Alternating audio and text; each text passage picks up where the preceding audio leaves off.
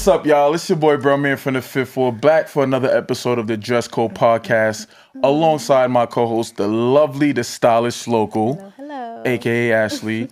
And we have a guest today who's definitely came to steal the show. Period. The biggest and baddest in the room. Period. We might not have a job afterwards. I will hold you. With We no might further not. ado, I would like to introduce to you guys the Birkin.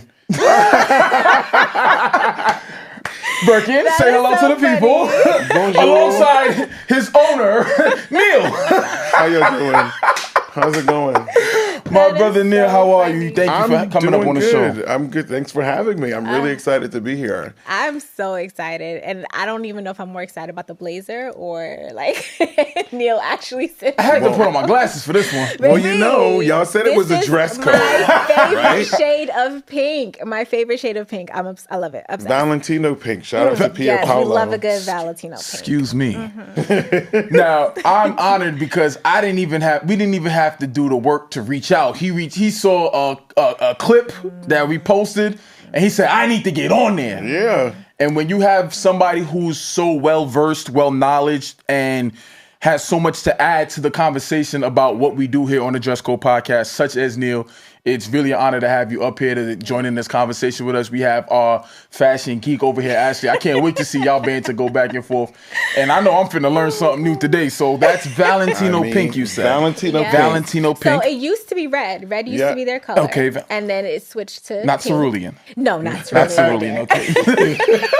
I swear I'm gonna add a tally for every time you say cerulean in an episode. One of my favorite movies is The Devil Wears Prada. Devil Wears Prada. So I There's always some good make reference. catchphrases in that movie. Yo, yes. there's something I'm always referencing. Mean Girls, Devil Wears Prada. That's a fact. Okay. That's a fact. All right. When did you Neil. develop your love for fashion? Oh my God.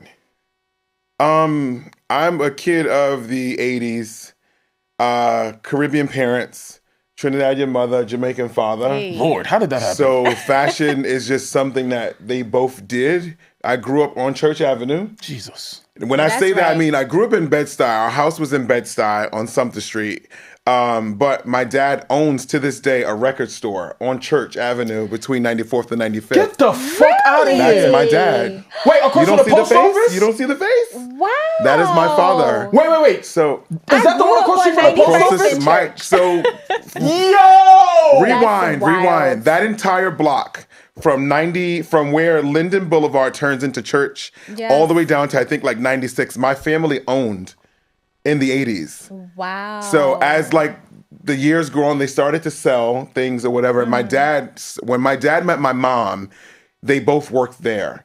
And my aunt who passed on, Auntie Marva, and her husband John owned all of those stores, and they left that one store there. It's called John's Discount for my Uncle John. That's crazy. And my dad has worked there as long as I've known him, and I'll be 40 years old, and my dad has been there even before, because my oldest brother's 51. So, Wow. Bruh. yeah. I have been going to that record store with my aunt to go get all the Soca Gold CDs That since I is- was a fucking Since a child. That was the child. only place That's that my you could. father. Yo, That's crazy. this is no. You see how we're No, connected? I'm super bro. shocked. You have no clue. You have no clue how crazy this is. This is like Yeah. I've been going to that record store with my Yes. aunt. I remember driving, I'll show especially you pictures. Bro, my grandmother used to work at Brookdale, so I would remember Oh, yeah, right we around would the leave corner. Brookdale. Sometimes she would drop her off, and we'll make a pitch. Oh wow! Yeah. This is wait till I tell her. My dad is still there. This is to crazy. this day. Wow. So it's not That's as much of a wild. record store as it used to be, but right next door, my mom used to work in the boutique. So my love for music and fashion came naturally because I was born in Kings County Hospital. I'm sorry to hear that. No, literally, all of my family that was born in America was born in Kings County. My mother Really? swears by King. My mother lives in Conyers, Georgia. That is and so she will funny. fly up here to go to Kings County to see her doctor. I swear to you. At least we know she's dedicated. She is dead, my mother is loyal to a fault to that place. Jesus. That is So, and I mean, funny. every time we got sick, everything was always King County. So I literally, my childhood was between fashion and music because the stores were connected and there was a little door and I would just go back and forward. And I fell in love with fashion because my mother and her sisters will always be dressed up. And you just see things. And I fell in love with fragrance because my mother used to wear Revlon Charlie. And it was a thing. And before you know it, fast forward, I had to beg my father to allow me to go to Fashion Industries High School. Okay. Because in the Jamaican household, with my dad being Jamaican, it's like, you're not doing that. You're going to go get a job, get a real education. Dude, and I look at him all the time now like, hey, me. Like, hey, right. I got a real job. But I went to Fashion Industries High School, studied there for 4 years, fashion merchandising and fashion design, actually. I didn't want to go to FIT because everyone was going there. You sound like me. Yeah, I didn't. That was Literally, the same thing I said. it would have been the 13th and 14th grade because once you Legit. graduated, everyone had an easy ticket to go Yeah. to FIT. So Really? I went to LIM, which So did I. Really? Are you kidding? Yo, I this swear is to God, I went to LIM. yo, this is a crazy. And it's so funny because crazy. I did it. I was gonna family. go. This is family. I was gonna go to Fashion Industries, but for me, it was music and fashion as well, Yeah. right? So I went to school for singing. I went to Murrow for gospel chorus. Okay. And that's how that happened. So I didn't get into fashion until afterwards. That is but crazy. That was my story. And then I went to Kingsborough. Okay. And I did my associates there in retail merchandising. That's what they call it there. And then I transferred to LIM, did my last 2 years there, got the bachelor's in fashion merchandising. That is crazy. That's so funny. That's I wasn't wild. expecting you to say LIM. I had but I was got like, my is he gonna bachelor's say in it? fashion marketing with a minor in business management. Mine was a Class minor of in fashion 2007. publishing. Ooh, I was 2017. I think I was just born. Yeah, I'm an older guy. I look young, but I'm not that young. I mean, I'll do too. I'm not that young. I just went to school late. Ashley, Don't do me. Ashley, Don't do me. let's not get ahead of Don't ourselves do now. me. So, I mean, it's been 21 years that I've been in the fashion industry and I worked for some really great brands. Yeah. And I've lived all over the world with brands, traveled the world with brands. I bought, the brand COS? Yes, COS? yeah. I bought COS to America. Did you really? I did. Okay, because did. I think a lot of people don't know that H&M owns COS. Yeah, Like, H&M yes. owns COS, Red Monkey, Cheap Monday, and Other Stories. Yes, Why I love are we and other skipping stories. over this? Wait, I love and other stories. pause. Can we have a moment? Pause. Slight flex. You brought a brand Yes. to America. Yes. Now, I think Love we to see just skipped over a lot that just happened in there. So how did we get there? Okay, how did we get there? The year was 2013, it might have been. Okay. And I met with a recruiter, and the recruiter then put me in touch with somebody, I think it was their HR at H&M headquarters or whatever. And I'm like, I'm not working for no damn H&M. Right. I was too, I was not doing fast fashion. I was not doing any of that. So the lady was like, hear me out. And I was like, okay, so what's the brand? She started telling me the Swedish brand, not in the States or whatever. She's like, how would you think about living in London? And I said, oh, absolutely. Why not? Free ticket to London. And it was only supposed to be for 3 months. And it ended up being a little over a year that we stayed there because the leasing and the contracting of the actual building on Spring Street, Yeah. it has a well inside. And they were saying that it was haunted. So the building is supposed to be haunted, and Yep.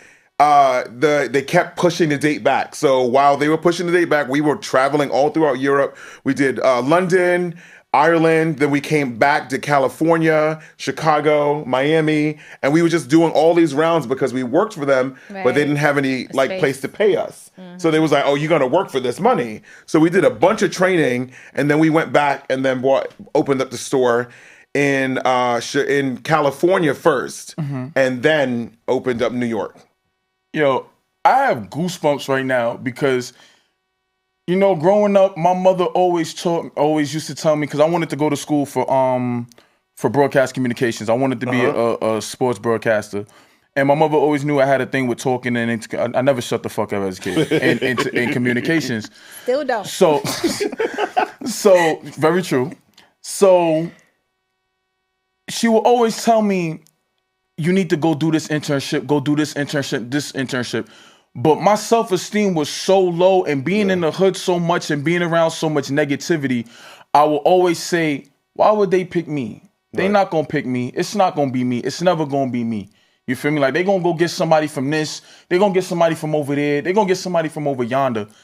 And to hear somebody like you coming from the same environment that I'm from, you feel me, talk about introducing a brand to a country that does so much for my spirit and so much for my mental, because it lets me know that the limit is there is no limit. Sky's definitely the sky's the the limit. limit. The cap is here. Why Yeah. not you? Yeah. Why the fuck not me? You feel me? And you know what? I had a lot of those moments too, because like you said, growing up where you come from, but I always knew that I wanted more.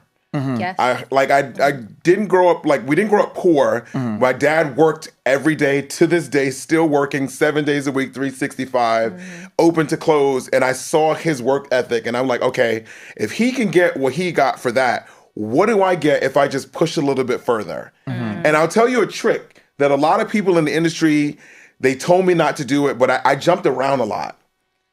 In the industry, like, they try to pigeonhole you, and I not for every company, but for retail especially. If you're really good at what you do, they'll try to keep you in this box. In that box. And with it's staying in one role, you're getting what 2-3% increases a year annually. So the most I've ever worked for a company up until now, because I'm making money. Okay. Like I would only do I would only do 2 years max, and then I would just jump and go to another company. And then I was getting what, $15,000 to $20,000 increases on a salary that they would have given me dollars. Yep. Wow. And I'm like, okay, so I see the trick. Here it is. Let me bang it out here, get the accolades, build the business, do the operations, do all of those, ... build the resume, next. Yep. And I did that for 20 years until I landed where I am now. And I'm extremely pleased with where I ended. And they treat me great. They love me.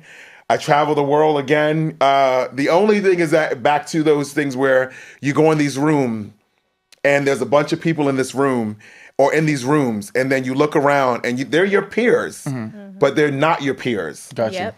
So I look around and I'm looking for another me, like, and he's not there. Not gonna find He's him. not there. Yeah. And that's where I'm like, okay, we got a lot of work to do, because I know so many talented people that can be in these rooms that look like me. And not to take away from anybody else that are in the rooms where I'm at. Absolutely. But it just makes you feel like, damn, where are we? You know what Where are value we bring to the table. I said, you know what value we bring to the table. You know what we can. And a lot of companies do, but then I feel like, as you said, it's a lot of people that's sitting back like they're not going to pick me. Yeah.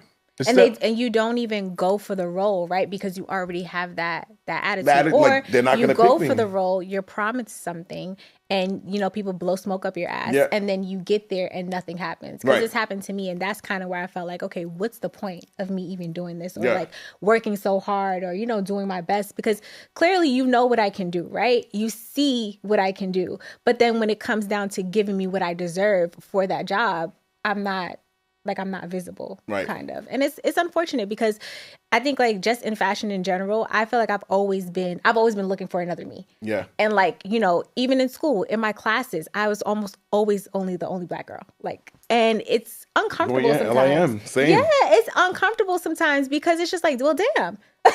Like you say, other talented Black people. Where are we? Right. Where are we, and why are we not present, and why are we not in the same rooms? And then you have to go into the other conversation of, okay, well, if they're not going to give you a seat at the table, then you have to build your own. You have to build your own. Right. And that's where we have so many people that are entrepreneurs now, because they're building their own tables. And I'm not knocking them. Do your thing. Yeah. I see how people are building podcasts, people are building communication and like magazines and all of these things. I've yet to see like a Black airline though. I'm waiting for that. Ooh, that would be good. Well, not Soul Plane is not a good reference. That was not a good reference. That movie was terrible, but funny. Could you imagine? But yeah, I mean, like there's a lot of the times when I'm traveling or I go to these places, and like this last trip that I had, they said it was going to be an international like summit. And when they say international in the market that we in, I always think like if we're going international, the Asians are going to bring it. That's a fact. Of course. The Asians are going to bring it. So I'm packing my suitcase and I'm like, you know what? Let me unpack this and really like, because you try to be like, I don't want to be that guy because I never want to come off flashy. Oh no, That's never my thing. I never want to come off flashy. And then I realized when I stepped in the first meeting of that, everyone was like, okay. And then I saw it. And then they would come up to me and they compliment. And I was like, okay, check. I see what's happening here. Next day, same thing. And I caught people like taking pictures That's of me. And I'm crazy. like, okay, this is exactly what I wanted. I wanted this. So then the Korean team came over and they're like, oh my God, what color are you going to wear tomorrow? What are you wearing? What are you wearing? What are you wearing? And I'm like, okay, I got y'all. Once you got them, I'm like, okay, set. I did exactly what I came to do here. And just leaving an impression with people. I believe in being well dressed is manners. Absolutely. And I like my mom always said that match your socks, make sure that your underwears don't have any holes, because if somebody come and lick your down and you have to go to the hospital. I always wonder why my grandmother wanted me to wear clean socks to the dentist. And they had to match. Just in case anything happened, Just they in gotta case have you in anything the hospital. happened. You need to be Put fresh. on Because my jockey mother's shorts. biggest What? nightmare was something happening to us and them having to cut our clothes off and the underwears had holes or your socks didn't match. That was her biggest nightmare. So we've all lived the same life. We all live the same life. I'm like, I'm going to the dentist. Put on a clean pair of jockey shorts now, boy. That's exactly how it is. Cool. So, are you That Caribbean is so also? funny. Yes. Where My from? mom is from Barbados and my dad is from St. Vincent. Oh, I love Barbados. Love And you're Barbados too. Grenadian, no? Grenadian, Trinidadian, and Say it. Guyanese. Oh. Guyanese? Guyanese. What's going on, Bana? Not the We're whisper. not gonna go. I remember do stumbling my upon Guyanese your people. videos like in the early days Yeah, of like those. Instagram when you used to mock your mother and used to sit on this. There was one video you did and I think she had kicked you out and then she called her aunt your aunt. Oh, yeah. And was like, she ain't coming home. That was actually like my second. That was my I second. remember video. and I was like, That's this so guy funny. is crazy. Wow. He's like Damn, that Neil, that was in my real life. second video. I mean, That's like crazy. people that like Quinta, Yeah. he got money. Yeah. Major inspiration. And it pushes me because like I do my walks or on my Instagram I do this thing called Walking with Neil Christian. Yeah. I live in New Jersey and I walk 15 minutes to the train station to and from. So I get bored. So I picked up my camera one day and I just started recording, and before you know it, it became a thing where everybody's like, you're not doing your walks anymore. Right. And I just had to do it every morning. And I wore a different pair of glasses and they could only see here. And I would talk to the deer and like the chickens and stuff. And it became a thing. And now Walking with Neil Christian, everyone's like, you need a podcast. You need a podcast. And so, like, even coming here, I'm like, I want to see what the setup is like. Yeah. I want to see how I can really do this because everyone's doing this and I really want to do it. So how do I start? Well, I think you already have everything that you need because it's literally just you. Me and Bruhman had everything we needed. We both have the same like love and passion for fashion. We wanted to talk about things. We sat there and for hours, just like for hours. coming up with different topics that we wanted to talk about. And it's really just a matter of, you know, if you're going to do it by yourself, then you really just need to find the space. Right. We just needed to find, you know, guests basically and decide what studio we were going to shoot at. But everything else falls into place. Shoot your shot, people, because I see that they were having a hard time finding female guests. I don't understand that. It's but a you know struggle what? a It bit. is a struggle because I'm watching now the rise and fall of podcasts. Yeah. And It's actually a study right now. celebrities in podcasts, especially because we buy Everybody's into them falling out. and they fake the funk. Yes. And then something ticks them off, and then them and their co-hosts have a problem, and then you see that they're not really friends. Yep. And you can feel the tension within the episode, Right. right? And then next thing you know, it's no more. Then somebody's being shady boots over here. Yeah. Somebody's saying something crazy over here. And it's just like, we don't have that problem. But my thing is that if you're gonna say something crazy, just really say what happened. Say But what they really never happened. do. And then they leave people and to it create really these crazy stories. bothers me because that's an episode in itself. Period. Shoot your shot. Say your Period. shit. It'd be too wild. And that would be the Sure. thing. I think it'd be transcending all types of shit. Like, you did what? Yeah. And you want to know what it also boils down to? When it comes down to, don't forget the root of all evil. Money. It comes down to the money. Money. It always boils down to the dividends of. But where you know this what it is? My mom always used to say that, but then after I got older and I realized the real saying is that the love of money is the root of all evil because money has nothing to do with it. We all need money Right. to survive. Exactly. How far We you're all gonna have go. it is how far you're willing to go for it. Absolutely. That's a very I've never very done good anything point. strange for a piece of change. Child, me Like either. I've always, if I wanted something, I worked hard for it.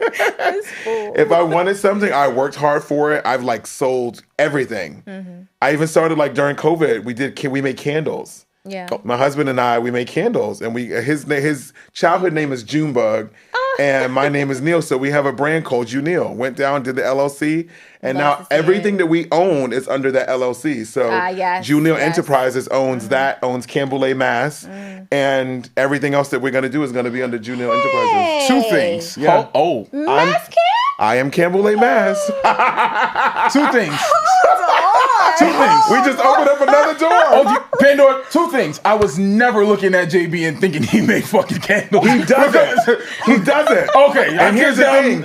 I'm sorry, JB. I'm No, never going to look at you and be like, this nigga makes candles. He is the person that he will pack and do all of those lift and do all manual that. labor. Okay, You there we go. make the candles. Hard knock I life. make see everything, it. and it's a labor of love between the both of us because Yeah. he has to agree on the scents. Okay, he got has to you. agree on like see packaging and that. stuff like that. But when it came down to doing it, he's just chiefing, and I'm like, okay, this is the new one. I see it. This is what happens, and then see it. before you know it, boom, Jamil. That's it. Wow. So, Wow. wait, what? She was saying, I'm still stuck on the mass camp, child. Okay, so And I saw pictures of him at Carnival, but that didn't like It didn't that correlate. did not Didn't- yeah. click. that for was me just in the now. picture with him.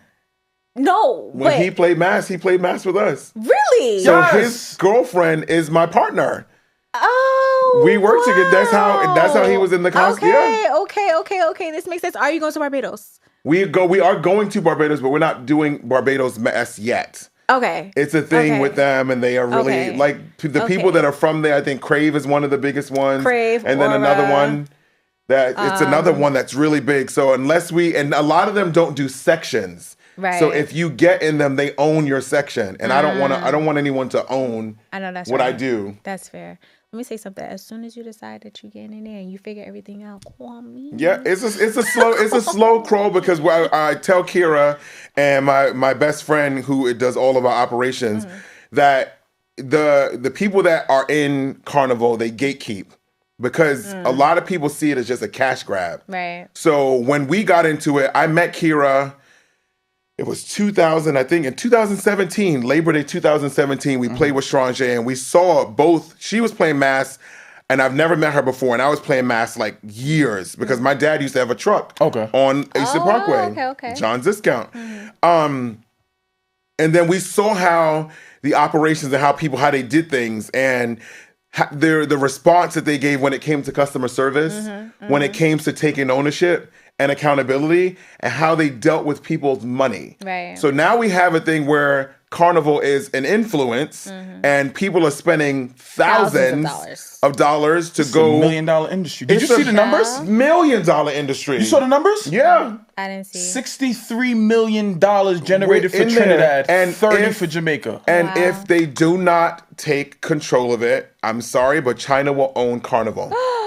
China, I like the people, and I've learned this just by being in there. Right. And this is why I say it's a cash grab, and they don't care about I don't say everybody, but a lot of people that own bands and own mass camps and sections don't care about the masquerader. And that's why we did it. Because I'm like, people need to have that experience. So we wanted to consider ourselves like the Hermes of Carnival, where when we did I think it was our second year or the year after COVID, when it was the biggest year for everyone, we had 435 masqueraders for this section.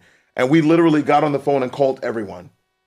I had no idea that this was going to be big. It was my second year doing Miami. We did it first when we did it with Freaks in Miami, and then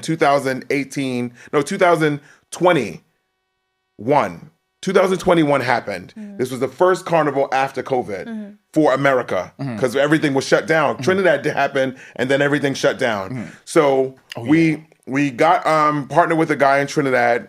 I will not mention his name because he fucked me over, but he did an amazing costume for us. Tricky Trini. He did an amazing costume for us, and we were with Freaks Mass, and I was in Puerto Rico when the mass launch, the band launch had happened. And we're thinking, okay, we're going to do a little 50, 60, whatever, maybe get to 100 because everyone's like excited. We saw this costume and we saw the video that they were going to post, and I looked to my husband, I was like, babe, this is going to be big for us. I think this is going to be big. And I told Kira, I was like, Kira, I think this might be massive. The band launch, they told us they was going to cut us off at 150 masqueraders. Ooh. I'm in Puerto Rico, receptions like all over the place. The next morning we woke up, I had 250 emails of people that are already like put their deposits down to play with us. Wow. So I called him and I'm like, yo, y'all sure y'all cut this off? And he was like, yeah, we cut it off. I was like, nah, impossible. I got 250 emails right now from the machine. And he's like, nah, that can't be. And he went and looked. Before you know it, he shut us off 250. We did another 250 almost by ourselves, which is phone calls. Wow. So we sat down and we made a plan and we was like, yo, we got to get on the phone and we got to call all these people and we got to get the sizes right and we got to get all this stuff right. Mm-hmm. And then we sent everything to, like, all the backpacks and stuff. The same guy that did the production for the prototypes was the same guy that did the production for all 435. And he fucked us royally because I kept asking him, can you do this? Right. And he was like, yeah, we do Yuma, we do Tribe, we do all of that. Everything. Couldn't manage it. Fast forward to October, we get down to Miami, and boxes are just coming up. So we're thinking like, okay, we're good. Mm-hmm. We start to like really get to the nitty gritty, and I'm like, something's missing. Mm-hmm. Like something's missing. It was leg pieces. Like leg pieces were missing. And then I was like, no, it's something else. We had, out of the 435 masqueraders, I think 150 of them were frontline. And you know, frontline, the girls don't play with their frontline. They want their backpack. They want all their feathers. If you got 50 here and 50 here in the video, they want 50 here and 50 here. As they should. And it's a very, very crazy industry. Follow Soca has not made it easier on masqueraders or the people that make it because they show the dark side of it. And we hate them for it, but it needs to happen because people spend money for Carnival. They're spending their last. They're spending their last and they're working overtime and delivering Uber Eats and doing this and probably selling in front and do all that kind of things. Whole set up front. Get their backpacks. You know how much front I get off? I got to pay for a front line. But this is what I'm saying. Could you swipe a little coffee? You have to have a little compassion for the people that you know and the culture. Because like I said, before you know it, how I realized the Chinese people are really into this shit was when we were dealing with the manufacturer there, and he said, all I need is a yard of the fabric that you're going to use, and I can produce everything. That's crazy to me. Wow. Insane. And they want me to believe that those feathers are real feathers. Those feathers are not real feathers. And the feathers are so expensive. Some of those pheasants, the really long ones, $27 a feather. That markup is ridiculous. The markup is crazy, and China owns the market. Wow. And they're not letting anybody in. Yeah. And when we were doing our stuff and everything that we do, we make sure that we send everything down to Trinidad or to the Caribbean to get the wires and the backpack just so that they have work. Because a lot of them only work for Carnival. For Trinidad and that's it. So you'll see now a lot of mass and a lot of carnivals are going back to Trinidad. Oh, wow. And they're making millions from doing wire bendings, photography. The damn designers alone doing 20, 30 sections a year, and there's $3,000 a section USD. Child. Not even TT. Not even, They all want US money. I can't say this anymore, but I'm anti-mask. Are you? Not anymore. Not no more, baby. I was very anti-mask. The reason why I was anti-mask is because I like, it's the Grenadian side of me. I like the chaos. Oh, you like the dirty. I want to play a job. Yeah. You feel me? But what it was my very first time on the Parkway as an adult and jumping with the bands and whatnot. And the masqueraders are there, and then I see the rope. Yeah. Like, what the fuck is the rope? So the girls, they recognize, oh shit, it's Bruhman. This is back when I'm winding up on Instagram and all that. So they want to come test it. So they're pulling me into the section, yada, yada, yada. And security is literally fighting me. Yeah. So the girls was like, no, let him in. It's Bruhman. And I'm literally almost getting into brawl with all these masks. Like, yo, what y'all on? I didn't understand what the whole section, the whole sections. And I just saw Labor Day as we just go out and we just go out and wine. It's just fun. We having fun. I didn't understand the whole thing to it. And then I started seeing the money grabs. Then they started introducing the VIP sections and all that. You're getting women with the body shapes who don't even resemble the models. It's not even realistic to me anymore. Like it just became one big money grab to me. You feel me? They were getting bartenders from strip clubs to come model mask costumes, and I'm like, that's not, and then you see artists, and it just became too much for me. You feel me? One year, and I am gonna say their name. I am gonna shout them out like I always do. One year, I had went down to Miami with my mans, and I was in the Strong J house. Okay, and there was a problem with the costumes. That was not their problem. Like he said, it's something. It was something with the manufacturers, with down in China, whatever XYZ. There was problems with the costumes. I literally watched these people with my own two eyes stay up for over 24 hours and literally make sure every costume was done correctly. And when I say every costume was done correctly, I mean every costume done correctly. The person who I shared the room with in Miami, we got there the Tuesday. He did not sleep in the bed. Excuse me. He did not sleep in his bed until Saturday night. That's crazy. So I had the whole condo to myself from Tuesday to Saturday. We leave him.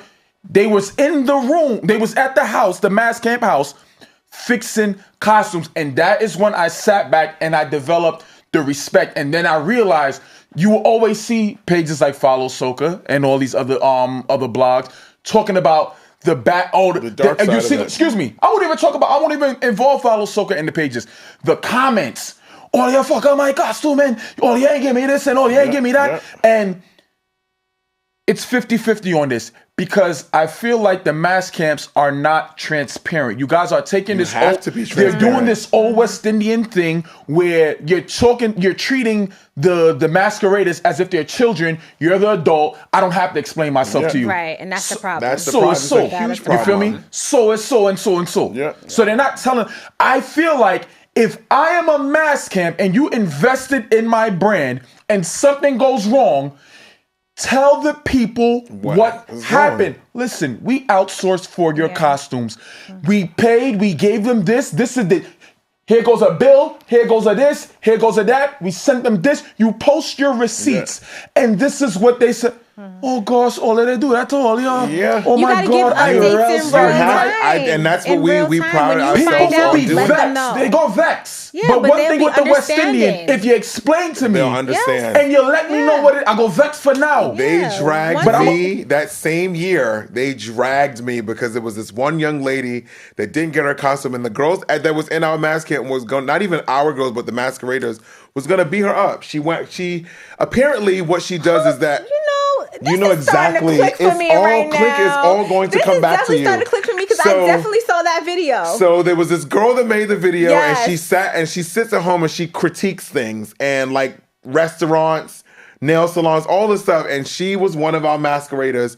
She didn't get her backpack, and it was somebody that was telling her that we were lying to her, but we weren't. The only thing was that we were told that the boxes were on the plane and we had tracking, but it's also a holiday weekend. Right. So knowing me, I'm in customer service. I've always been in customer service. So I'm like, okay, I need to go to the airport and get this stuff right off the plane. So while my team is there, Kara included, they're dealing with all the masqueraders. I'm in a car on my way to DHL and FedEx because I was told that it was on that flight.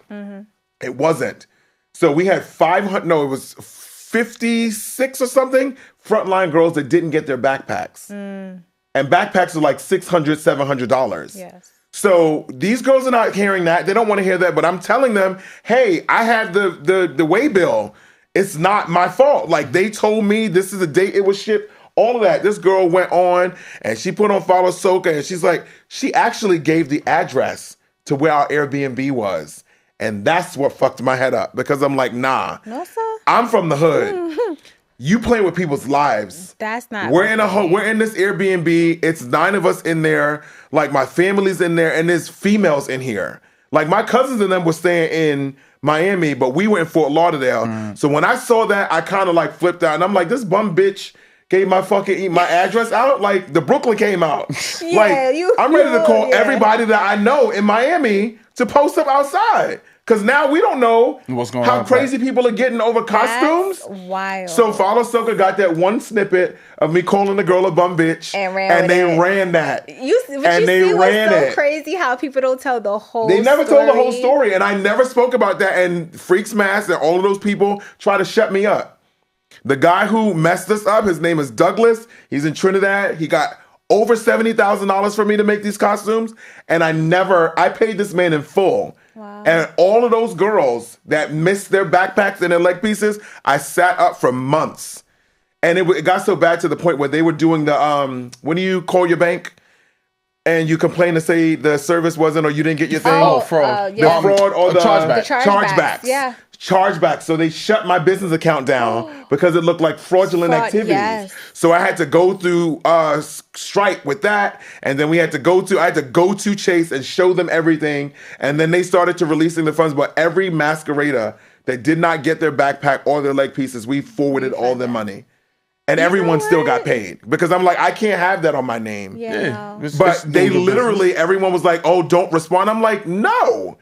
What do you mean don't respond? Not responding, I think, probably makes it worse. It made it so much worse because they were after me. Something. Yeah. One girl, I was working at a Mary at the time, tagged Micah Mary in the post. I know you fucking lying. One guy there was another girl. Another girl actually got arrested and she couldn't make it down. So she didn't get her costume at all. And she sent someone there, but we didn't have any permissions for this girl to pick up her costume. Right. So I had the emails of her saying that I got locked up and all of this stuff. So I'm like, okay, so we'll hold the costume and we'll send it to you when you come out. This girl got out of jail, jumped on Follow Soca and told everyone that was Follow Soca that I stole their money and I bought my house, that I bought a G-Wagon. All of this, and mind you, I've never owned a G-Wagon. Wow. It's my dream car, but I never owned it. But I did buy a house. I did buy a house with that money. I bought a house after COVID when we were just getting all this money free from the government. Hello. So we were getting furlough, we were getting unemployment, and they were giving those checks. Yeah. So I looked at my husband, I was like, it's not time to rent anymore. We got all of this, we're buying a house. Yeah. So that's what we did.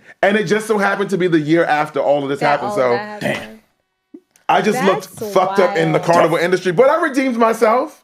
I came back, all my girls came back, and we got bigger and better. But I didn't like the fact that I didn't like that I didn't say people's names. Right. Because it all fell on me and it made me feel like shit. Yeah. Because the girls really, they responded to me doing those videos, Hey Campbell, Hey Cuties, and all of that. They liked that. So when I didn't get a chance to like explain myself fully and they were just like, don't say anything, I was like, nah, that's messed up. They spend a lot of money with us. It's part of being a boss, number one. It's part of being a brand, and it comes with casualties. And you're talking to people, if you're talking to somebody who's only worked a 9 to 5, they don't know anything of the position that you're in. They don't know anything of things that go wrong. Heavy is head that holds the crown, you feel me? So they don't know what really the logistics and what can go wrong. And especially when it comes to something like Carnival, because I didn't know. Because I'm sitting there back, you're like, well, they'll go in there and play with such and such, and they fuck up all your costume, look all stupid, with whatever mask came, whoever it may be. Because every year it's always something. I'm like, y'all keep going back and giving them, and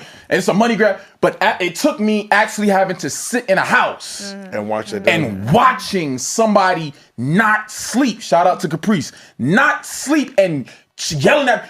These motherfuckers need their costume. Y'all know how Caprice get on. They need their costumes. And I'm you know what's so crazy? Shit. The carnival world misses Caprice. We need him back. I said it like what he did and what him and Akin did together was trailblaze the world of carnival in America. There was a lot of people that were doing masks, but they actually did the costumes, they did the production, they put out everything, and it was all them.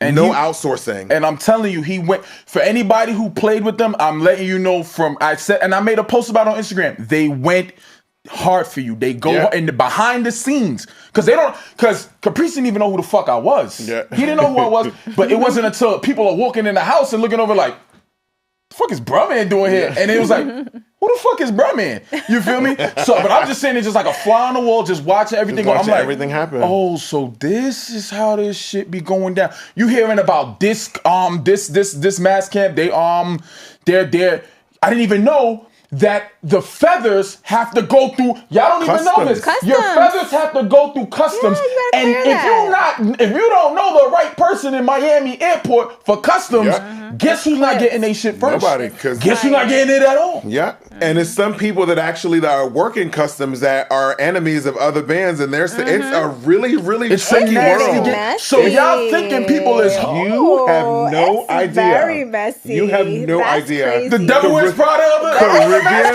Caribbean people love commerce. Real what list? Real what list? You feel me? It's bad. Okay, so I do have a question because you've experienced like this, this situation in the carnival world. Have you ever experienced anything like that in your professional life in fashion? When you mean like delays and stuff like that? Yeah, or just anything that made you feel the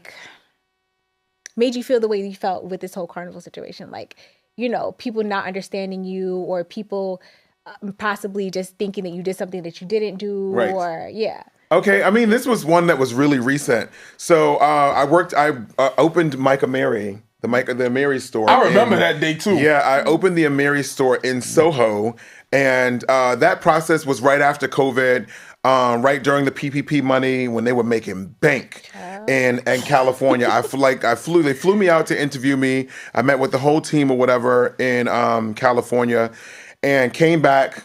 The store opening was delayed, so I hired the entire team and watched the build out of that store. First day, easy meal. I believe it. New York City showed up for us. Like we were on the gram, all the hoods. Howard, you know Howard? No. Skinny, tall guy in East Kid. No. They call him Howard. H-Dat. No. Drives a G-Wagon. He still works there, but he lives I think he grew up in Flatbush too. I think he knows you. This is my guy from Lacoste days. Okay. We worked at Lacoste together, and because again, I'm the only one like me, black guy running this New York City store. Mike Amiri is one of the hottest brands at the time. Absolutely. Everyone's going crazy. I have this target on me because I'm you're that guy in New York City. Everybody from all the hoods are coming, and they see the black manager. So it's right, they it's think one that, of those. yeah. And we made them feel comfortable. But my team thought that because I was being so straight-faced with them, they didn't realize that at this point in my career, it wasn't games. Yeah. I was here to make a name for myself. I was here to make my mark. And I did that there, but my team was weak. And it was not a lot of the people that I hired, but some the people that I hired are still there and they're doing their thing. But some of the people that they took my confidence and my passion for what I did as intimidation. And I realized after that I don't even have to say anything for people to be intimidated. I stand at 6'2". I'm this guy that has this presence. I don't say anything, but I'm saying so much. And people that are uncomfortable with themselves find a way for that to be intimidating. Yep. So I think that if it's one thing that I think people really don't understand about me is that there's it's nothing to be intimidated about. I'm a good guy. I just work hard. Right. And my goal in anything that I do is to make my mark as this young black kid from Brooklyn with Caribbean parents and make my mom and dad proud. Do you even remember where you stopped me went to do that? We were on Spring Street. I was in fucking Eric Emanuel. I think I was walking. He either walked in or I was walking past. And I was like, yo, Bruhman. He was like, yo, Bruhman, Mary. He's like, I'm opening the Mary store. Is this about, da. Yo, pull up. Say less. I'm like. That's mad funny. The crowds were there. That was crazy. The crowds were there. All right. So I know you just mentioned hiring your teams, right? And for people who want to get into the fashion industry. Don't. I'm just joking. I'm joking. No, but what advice do you have for someone who may be fresh out of high school, going into college, or considering, do I need to go to college now, or do I just go straight into the industry? Yeah. Because when I got out of school, it was you needed to have a degree to do X, Y, and Z, right? But a few years before that, people didn't need a degree for anything. They didn't. And what I find funny is that every job that I've ever been to, no one's ever asked to see my degree. They don't give a damn about my degree. I have to say, hi, yes, I graduated from such and such with such and such, because they don't give a damn. Ever asked to see my degree. When's the last time you care. used Pythagorean fucking theorem? Oh, okay. No. When's the last time you used a linear equation? I had accounting at 8 a.m. for what? And we graduated high school at the time where we had to pass the sequential math regents. Okay. So, Yeah, I mean, and I don't even think they take that test I don't anymore. think I don't think they take take that Regents anymore. Yeah, no. That test was hard. Child. And I was in AP classes. Oh shit. Yeah. Damn. Yeah. So, I mean, if I could tell anyone any advice, I mean, I would probably ask advice for the generation now because they got the shit together. Like they're the technology, they have it. Everything that we had to do, we literally had to go knock on the doors for and like work before one person saw what we was doing was like, oh yo, I really, really like this kid, or this kid really works hard. Yeah. Right now they push a button and TikTok I hear people making millions a month. Legit. From just recording themselves playing video games. Legit. Yeah. So I said, find your niche, find what you love, do that, do your best at it, and just rock out. What is your favorite thing about fashion right about now? I hate shopping, so I would not say that. My favorite thing about fashions right now is how present we are in it. Okay. Present, you mean like black people? Like black people, how present black people are in fashion. I want to press a pause on that. Pause it. Now, when you say how present we are in it, are we there because we're wanted or are we there because we're needed? That is a loaded question. I think the influence has always been there. Absolutely. I think what brands started to do is that they started to realize how powerful that influence is. Whether they like it or not, they have to have it. Because the influence is so like when you're in a room and there's a launch, you can feel us there. Like the influence, like we don't have to say anything. We can stay in the corners. People don't have to know who we are. But the influence of who we are, like in a room, they know it. They know it. You can't escape that right now. So how do you feel about seeing a lot of, I won't even say hip hop, just a lot of black people becoming these head of directors of this and that, and you got Future at Lanvin, you have Pharrell at Louis Vuitton, you have who else is sitting in some of these seats? Well, didn't Tyler the Creator just do something? Tyler the Creator has an amazing we were talking line about that collab. with the collab with his collab with Louis Vuitton. How do you feel about seeing all these people who are would be seen as influencers as opposed to people who went to LIM, who went to FIT, who went to LaGuardia. LaGuardia does fashion too? No? LaGuardia does music. Yeah, does LaGuardia music, was right? music. All right, so who went Fashion to FIT, industries. Fashion Industries, you feel me? Who went to all of these schools, and why aren't they in that seat? Why aren't they calling the shots, and why aren't they doing the creative? They're there. A lot of how a lot of these houses work is that you have the creative director, but then you have designers that work underneath them. Absolutely. And I think they're there. A lot of people don't like the spotlight. I think what happens is that Americans, especially, were so driven by celebrity and popularity and idols. So you put that person at the top there, and they don't have to know anything about fashion. All they have to do is just be the influencer and say, you know what? I feel like doing a collection that's made around Texas or cowboys, which I'm pretty sure is something that Pharrell did. And I'm not saying that he's not creative or he put his hand down, but one thing that he does, though, is that when he walks the end of his fashion show, he brings out the entire team. And all of those people that you see behind him in white coats, those are the fashion industry students. Those are the LIM students. Those are the people that are actually designing and just getting him to approve it. So because we rely so heavily on the influence of these celebrities, and we herald these celebrities, are you saying that the clothes don't? I'm trying to look for the right word to say this. Are we more so relying on them to sell? Do you feel like the clothes can sell themselves without the celebrity attached to them? I believe are clothes even being made anymore that can be sold without the? Can that Pharrell collab sell without Pharrell? No. Shit. Because Louis Vuitton has never been a ready-to-wear house. Of course not. Louis Vuitton made their millions off of luggage and handbags. And I tell anybody that if you want to know anything about the ins and out of what fashion is in like big houses, read this book called Luxury. It's called Deluxe. How Luxury Lost Its Luster. I forget the name of the author, but it's called Deluxe. Okay. And in this book, they refer to Louis Vuitton as the McDonald's of fashion industry. And it makes so much sense when you read it. I think it was chapter 7. And I read this book a few times. My nose keeps itching for some reason. I don't know why.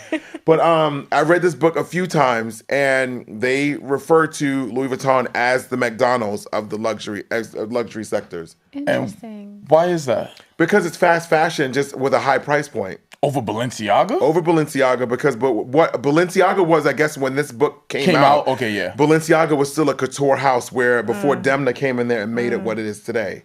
He just took took Vetements and made it Balenciaga. And then now his brother is in Vetements making fun of everything that he's doing in Balenciaga. You just said something that made so much sense to me. And I did not think about that when we were having this conversation. He literally brought his own brand to Balenciaga and turned, oh my God. Balenciaga was, that just Balenciaga, so hard Balenciaga when Nikolai Gasquier was there. Was completely different. It was still a couture house. It was a couture house, but it still had elements of like ready to wear and like really like fashion. Yes. When people really started to take notice of what shoes were outside of a Manolo Blahnik, when he did that robot shoe or that, like it was like red, blue.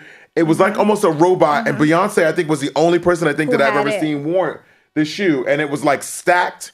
And it was just like, damn, shoes are fashion too.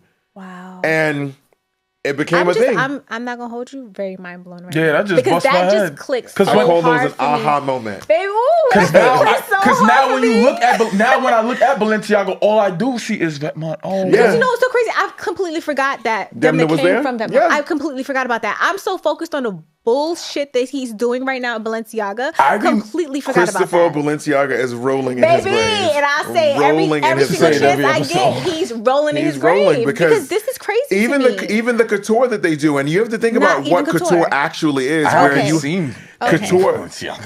Well, yeah, you've seen it because they do these really elaborate shows, but you don't think that it's couture. And couture is not supposed to resemble ready to wear. It's not. Right? And back to your question where you said, can brands stay sustained without celebrities? I'll name one brand that's over 100 years old that has had 3 creative directors in its entire history and is still at the top of what they do. Can you guess it?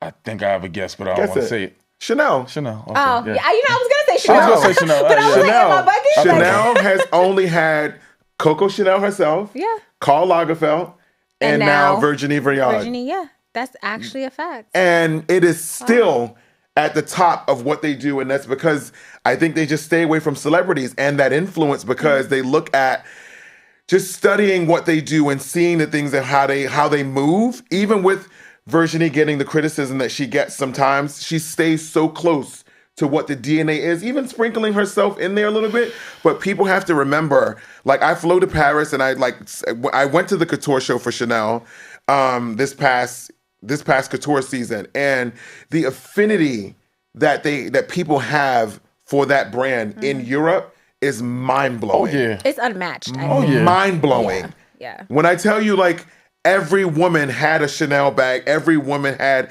Chanel suits. So I've never seen so much Chanel condensed in one place. Yeah. I could not believe my eyes. But I said it makes sense because they love Chanel here. Yeah. And it's one of those brands that everybody looks at it, and I can say this because I've studied it, the price increases that everyone keeps doing. Child.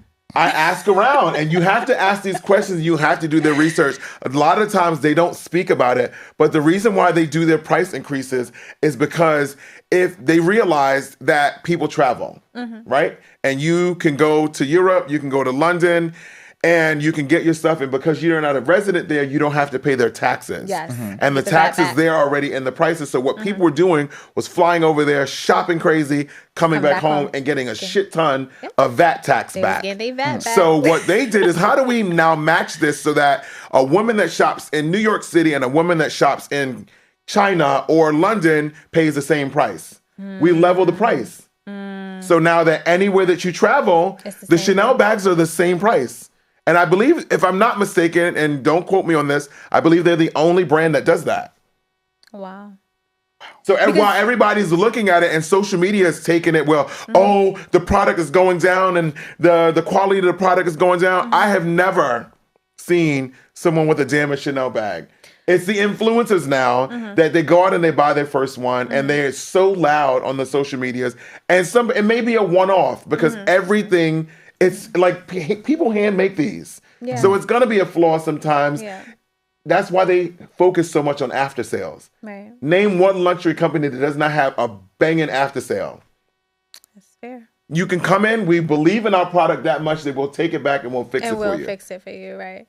And I didn't realize that until I started shopping here. And their after sales like, okay, no questions asked. Write it down, whatever. Yeah, we'll fix it. And Coach was like that. Huh? Coach was like that. They're like that? My mother was sick. My mother would, back in the day, I remember my mother would take. Coach is like one of the only still American luxury brands. Yeah. And people sleep on Coach. Listen, I fight for Coach. Weak. Every day of my life, baby. I fight for Coach because people really try to talk shit about Coach. They sleep on Coach. And I'm saying, like, my mom's Coach bag that she was wearing in the 90s, I was wearing that in high school. Yeah, with the matching belt and the sneakers. Period. My first and designer you left the tassel shoe on your was belt.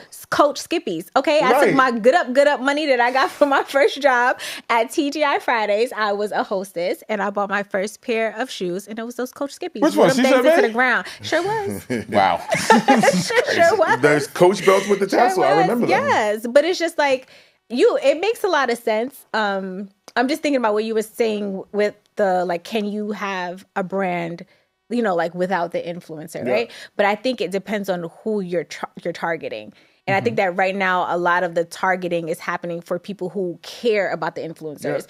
If you take that away, there are still a group of people who give zero fucks about these influencers. And they only care about the brand, the craftsmanship, and the history of the house. So I think that you really have to think about where you stand in that. It's three sectors. There's three sectors to it. It's what you just said. It's the people who care about the brand and the house. You got the people who care about the influence. And then you got us. Who buy it for the name. Yeah. Simply just for the name. We talk about this every episode. I'm not even going to get into it. But it's simply bought because of the name. A lot of times, You feel me? And I feel like with us being the biggest connoisseurs of these brands, consumers of these brands,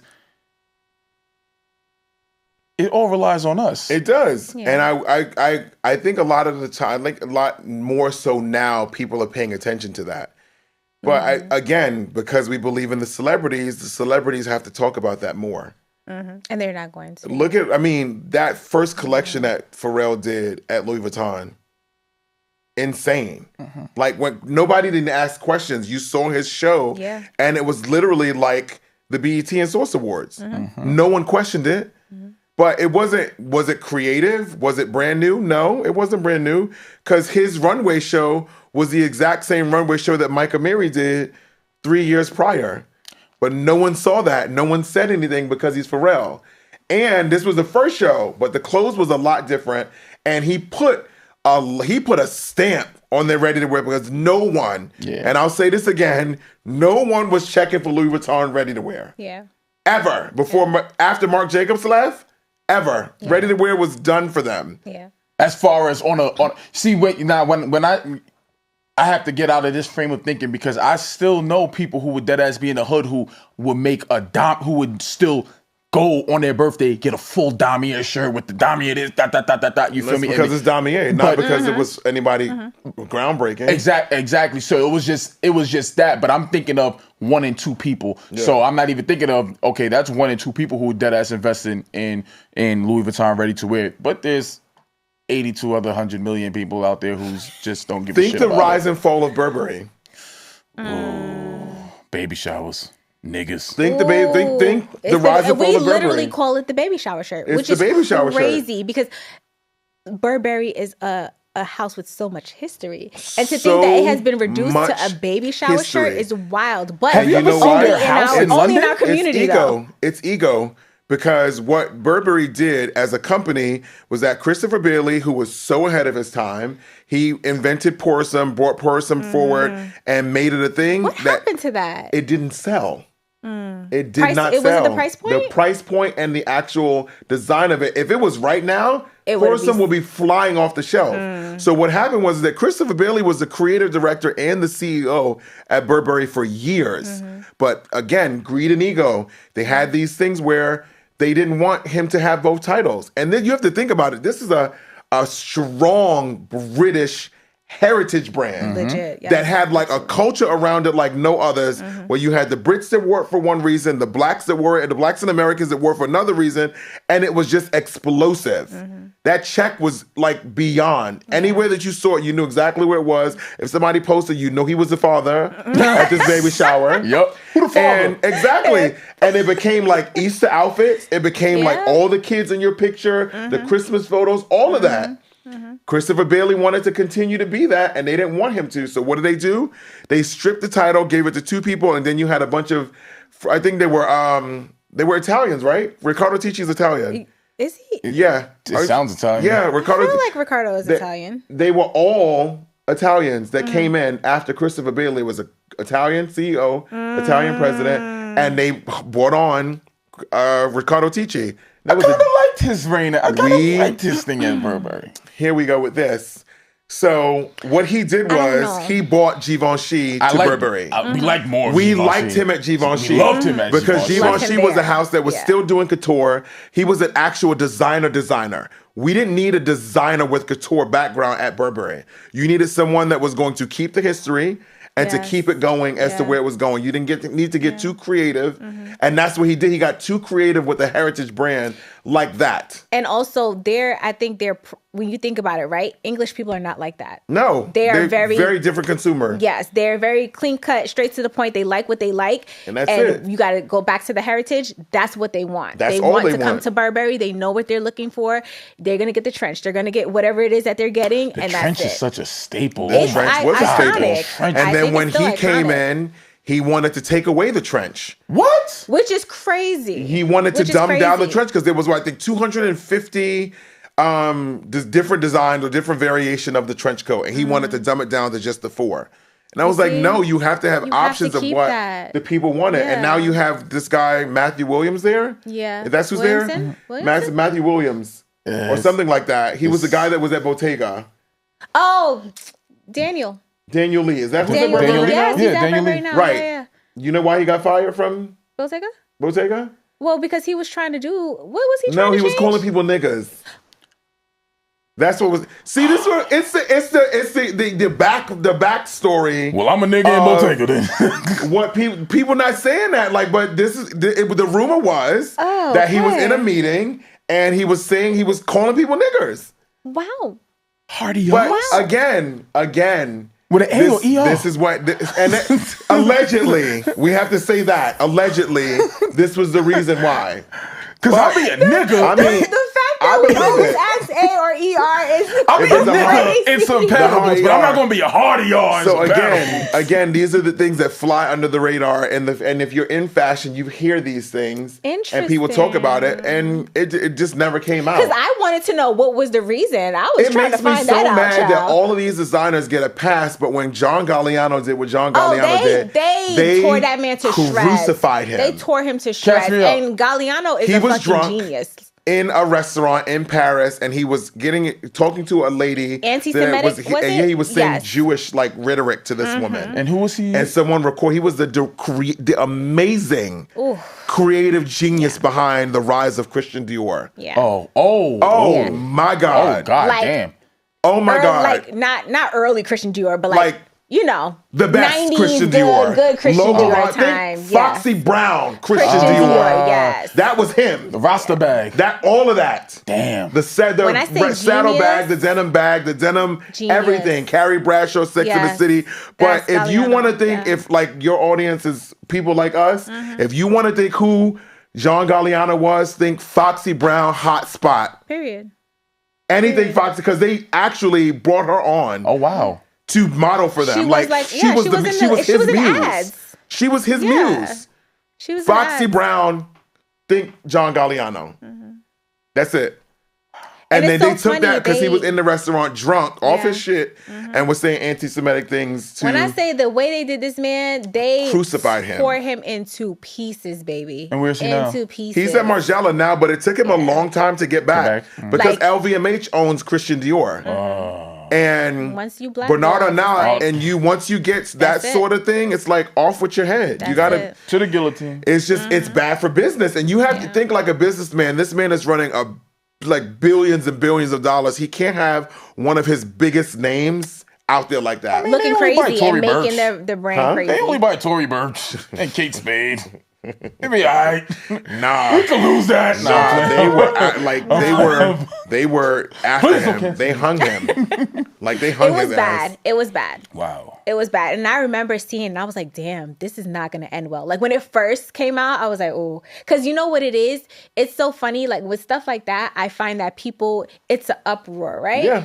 Then it comes to us and it's just like, Yeah. it's supposed Just to be whatever. It's send them water off to under Burberry. the bridge. It's water under the bridge. The fact that the lack of diversity everywhere, the fact that, there's still cultural appropriation, the fact that things are said that shouldn't be said and it gets brushed under the rug. Yeah. But let it be another race, another culture. It's the end of the Ricardo world. Tisci Burberry with the noose. You remember that? Yes. I and was also dead smack remember- in the middle of Burberry working there, Really? running stores for them in New York City when that happened. That runway show went down, and I don't think I've spoke about this a lot either. That runway show happened. It went down, and I called my director, who was the director of all of the East Coast, and I said, "Are you watching the show?" And she said, "Yeah, we're all watching." I said, "Did you not see the look with the fur coat and this girl had a rope around her neck?" She goes, "No, I didn't see that." I said, and once the video, the tapes came, the pictures came out, I screenshot and I sent her, I was like, "This is not going to be well It's not. for us." It looks crazy. And she was like, "Oh my God, Neil, I didn't notice that." And Of course you didn't. She didn't. She was shocked. Oh. She then passed it on, and that's when it became a big thing. Like it blew up. But where I didn't think that they took a stance on it, or where they could have saved their asses, is just by apologizing to the community of who was affected by nooses. Exactly. What they did was, in fact, and changed, they took the model's side, and she was saying the original model was the one that made the big deal out of it because she turned it down because she knew what that looked like. No, she said that her roommate or somebody or two people in her family has committed suicide by hanging themselves. Oh, okay. And rest in peace to them. Sorry for her loss. But people that hang themselves don't use nooses. No. And I stood on that 10 toes down from that moment. I was like, I got to get out of here. That's because they were running with the story of suicide. And I'm like, That's people not that it. do suicide do ties, they do sheets, they do blankets, they do fabric, not a noose rope. Making an actual not a rope noose. with a noose. Like That we were they hung could from have gotten in trees. front of that and that could have ended so much better for them. But it like really messed up because people were really not shopping there. Right. And I got right out. I was like, deuces. I'm good. Speaking of places you got out of, I got one more thing to ask you about. Because this is like the biggest, this is something that is big in the community. Yeah. So you talked about working at Mike and Mary, right? Mm-hmm. And all it took was Little Baby to get on a street interview to say, "We not doing a Mary no more." Yeah. And apparently the hood just flipped on a Mary. I'm Yeah. talking about every rapper and every song, every kid now. The style of a Mary jeans aren't even in style anymore. It's the slim style. We're wearing big ass jeans now. Big jeans. I saw a Mary's last fashion show, and all that show said to me was, "Fuck you niggas, I'm out." Is that what you got from it? So what? How I like what That's what I interpreted. The thing was is that Lil Baby was protesting way before he actually did that street interview. Okay. He stopped wearing it. Like it's so crazy because when I was interviewing, I was in the store on Rodeo and he came in and he was working with, I forget the guy's name that was working there. He was working with this guy and the guy introduced me to him and was like, "Yo, this is going to be the director of New York City." He came over, he introduced himself. He's like, "I'm Dominique." Dapped me up. I was like, "Dominique?" He was like, "Yeah, that's my name." And I was like, "All right, cool. I'm going to be in New York. Come and see me in New York or whatever." By the time that store opened, he was already protesting. I think something had happened with him and PR and his people. And they didn't want to they didn't want to mention him or give him something. And they was just like off it. And I don't even think it was him directly, but his people was just like, "Nah, we off that." And then once his people said that to him, he started saying it publicly and he just stopped wearing it. Wow. And after that, it was just It was done. And I tried to recoup that. And my people that is there tell you, I went to them and I was like, "Yo, we need him back. Like, we have to invite him to a show, dress him for an award season, like, give him the treatment. They didn't want to do any of that. And so they didn't even try. You know what's so crazy? And then that's when he went really hard. In your mouth like that. That's when he went really hard, and he started doing the interviews and talking about, like, yo, we ain't wearing a Mary no more. And I was like, oh shit, he's dead serious. And I'm not gonna hold you. He doesn't. We don't look to Lil Baby for fashion. No, we don't. I'm not looking to anybody for Atlanta. He be putting that shit on. I'm just the shit that he wears. It sells out for a certain demographic. For a certain demographic, and you gotta think about like his demographic. It's not us up east, but it's not us like up north. I mean, from Atlanta, them down there, for sure. They rock with him. Oh yeah, for sure. And anything in the South, they rock with him. We like New York is different. I can't even call us the Northeast. It's New York. New York, simple. So we are not looking at Lil Baby but it's a lot of people out there that are. And when you think Middle America.